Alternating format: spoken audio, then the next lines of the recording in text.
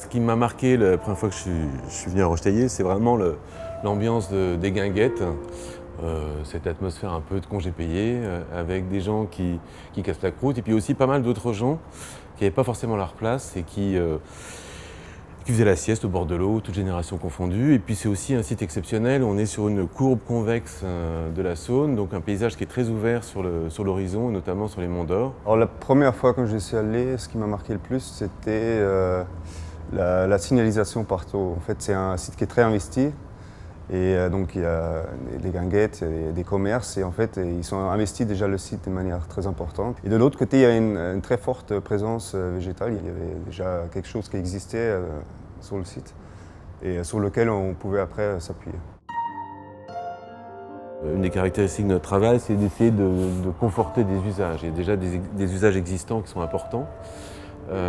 C'était de retrouver encore des lieux d'usage ou des lieux pour ne rien faire aussi, mais une qualité d'espace. Donc c'est la grande prairie des siestes, c'est des grandes tables de pique-nique dans une autre séquence, c'est de l'herbe pour pouvoir se poser, un bois dans lequel on peut les jouer, des lieux assez divers où le propos c'est vraiment de conforter des usages en place et de leur donner encore plus de force et de qualité, quoi. On a travaillé par séquence. Déjà la séquence, on l'a retravaillé par séquence. Et on l'a travaillé de manière de s'appuyer sur ce qui existait. Donc on avait des séquences plutôt naturelles en amont et l'aval.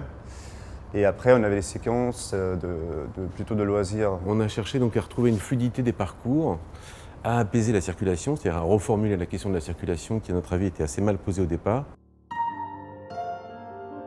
Le travail avec les artistes, il s'est déroulé par des réunions in situ, vraiment sur le terrain pour essayer d'ajuster nos regards croisés à la fois sur les qualités du site et sur leur intervention pour trouver la place la plus juste, avec des réponses bien sûr très différentes puisque quatre artistes sont intervenus sur le site. C'est une ponctuation finalement sur un parcours. Ça vient jalonner aussi des lieux qui ont une certaine force, un peu comme des points d'acupuncture, je dirais, notamment avec un effet de surprise. Il y en a une qui est perchée dans un arbre, une autre qui est tapie dans un trou, une autre qui est en porte-à-faux au-dessus de l'eau. Comment dire, ça propose des regards un peu décalés sur le site, et en ça, je trouve que c'est tout à fait intéressant. Avant, c'était une plage verte. Avant, les gens ils se baignaient à Roche-Taillé. Et quelque part, cet esprit, on voulait le redonner. Et aujourd'hui, quand on va sur le site et on voit déjà le moment du chantier, les gens qui s'approprient, qui s'assoient, qui vont se baigner, qui vont pêcher, on revoit un peu comment c'était avant. Et c'est ça qu'on voulait faire quelque part. On n'est pas là pour surprogrammer, pour tout définir. Il faut de la place aussi pour des usages qui vont apparaître. Peut-être que dans quelques temps, on rajoutera des tables de pique-nique ou on rajoutera des bancs ou on installera des jeux d'enfants dans les bois comme c'était prévu initialement.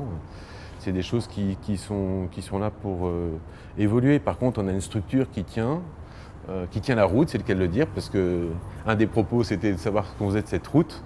Et puis voilà. Après, il faut que ça vive, mais déjà ça vit